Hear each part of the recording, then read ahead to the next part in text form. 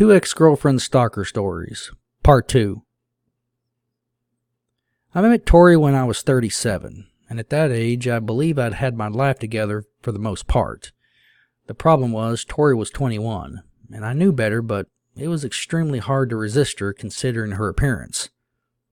She had a deep olive skin complexion, being part Navajo and some German, jet black hair, a beautiful voluptuous body, and dark eyes, and her youth. It had all pulled me in. Everything was great in the beginning. She enjoyed the maturity of an older man, and I could more than hold my own in the bedroom. She wasn't used to that before me, having been with younger guys. The sexual physical attraction was a huge part of the relationship. This girl could have had any man she wanted simply by her appearance alone, so in ways, at my age, I felt fortunate. But at the same time, I knew sooner or later the maturity levels would clash. About 6 months of rocky times, we managed to hang in there. Again, the sex being a major factor keeping us together. But I knew even that wasn't going to be enough to seal a relationship that was dysfunctional at this point. Around this time, she started going out with friends, hanging out at clubs, and just doing things that I had done at that age that I had now grown tired of. I didn't exactly love her at this point, but there were some feelings invested. We'd had a lot of good times and bad fights, so we'd been through a lot. But when she continued to go out on Fridays and Saturdays only to come home the next morning, drunk, and unable to tell me what she'd been doing, that was when I'd had enough. I pretty much said, "Hey, look, Tori, I told you in the beginning this couldn't happen. I don't mind going out every once in a while, or even you going out by yourself, but it's excessive and I can't even get a hold of you. Sometimes it's a day or two. That's not a relationship." My threats and talks would always go in one ear and out the other. Despite our sex life being utterly amazing, I began to hear rumors of her cheating. That talk with her drunken nights of Lord knows who or what she was doing was enough to cut it off. The immaturity gap had finally taken its toll, and I just wanted out. At my age, I wasn't going to get somebody that young and hot, but at least I wouldn't have to put up with this much stress going into my 40s. So I broke it off, just like that. I packed up her clothes and took them to her parents' house and removed her from Facebook because I knew at this point a friendship was not going to work, but I would be open to that down the line. I mean, I'm not a dick. I was honestly very civil about this whole ordeal. She wasn't. She immediately came to my house and pounded on the door. I answered it to her spitting in my face and flipping me off. I stood there, door open, wiping my face off, and she got back in her car, but not before calling me every name in the book. For the next few weeks, I absorbed countless phone calls, hundreds and hundreds of text messages as I began to completely ignore her.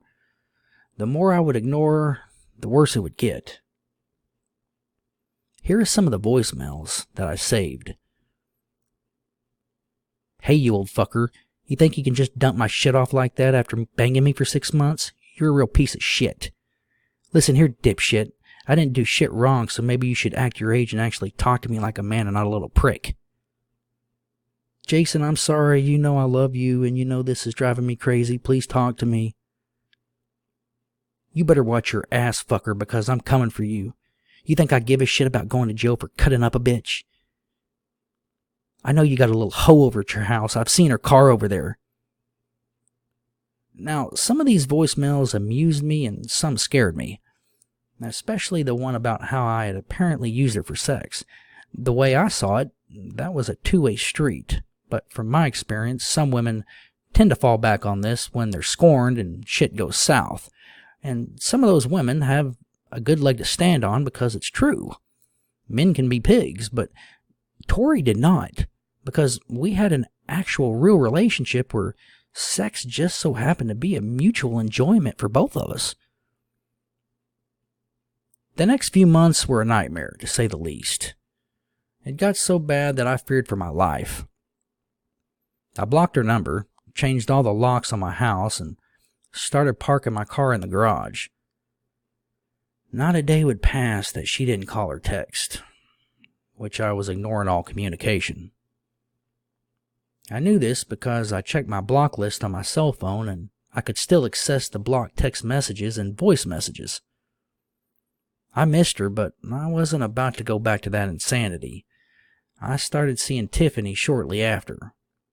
I just needed company and honestly an ear for all the madness that had transpired. Soon I began to develop feelings for Tiffany, who I finally asked out. She said yes, and we were an item, just like that. Well, needless to say, this sent Tori into a downhill spiral. It had become an obsession that I had left her. Her ego, not heartache, in my opinion, was what drove her to madness. The police couldn't do anything yet because she hadn't technically broken any laws, and they were not taking me seriously. The authorities finally began to take it serious when my car was lit on fire, when I had failed to park the car in the garage one night. The car was a total loss. Detectives were able to get her to admit that she had done it, and she had been put into a mental institution for a week instead of being incarcerated. Well, upon her release, she basically picked up right where she'd left off. I began to hear noises around my house, mostly because I had my windows open because it was summer. I would run outside and catch her spying on me, and then I'd have to call the police. Tori began to harass Tiffany at her job and would even follow her home. She had lost a lot of weight, she looked rough. She had gotten into drugs as an escape, I guess, and was allowing this split to completely consume her life. She was without any dignity whatsoever, and I was on pins and needles daily, paranoid as fuck. Finally, one night, Tiffany and I were sleeping in my house when Tori had broken a window and entered from the front. She crept into my hallway and managed to shimmy the lock on my door. To this day, I don't know how long she was standing there, looking over me in the dark of the room, before I had woke up to see her. When my eyes made out her dark silhouette, it was too late at that point. She brought her hands down with force and speed as the blade sliced deep into my stomach. Blood spattered my wall, my face, and the pillows. She never said a word during the attack. She was dead silent. And that was scary all in itself. Tiffany woke up as I screamed out in pain, and she began to scream, realizing what was going on.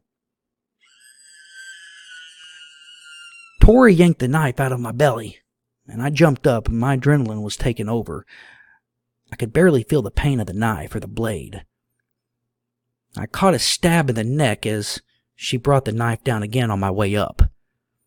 My adrenaline rush quickly went to crap though, because I began to stagger in the darkness, feeling weak and dizzy. I was losing a lot of blood. I still barely felt the pain from the knife thanks to my fight or flight and the adrenaline. But I sure felt it later on. I was able to grab Tori's wrist and ultimately hold her down while my girlfriend dialed 911. Luckily, the blade hadn't severed any arteries in my neck and they were able to stitch the wound up. I spent a week in the hospital. Tori got 4 years in prison and is currently serving this time. Tiffany and I have since gotten married and I've all but put this nightmare behind me. Well, that is, until I look in the mirror and see the 3-inch gash scar on my neck. Had Tori had a gun that night, she would have blown both of us away as we slept. I'm lucky to be alive. My advice to you, never underestimate anybody when their pride is overshadowed by hatred, jealousy, or grief. If they say or do something, don't simply just shrug it off. The court system recognizes these crimes as crimes of passion. They happen every year, and I was a victim of one. I was just fortunate enough to have survived a crime of passion. The human brain is the scariest thing on the planet when triggered in some individuals.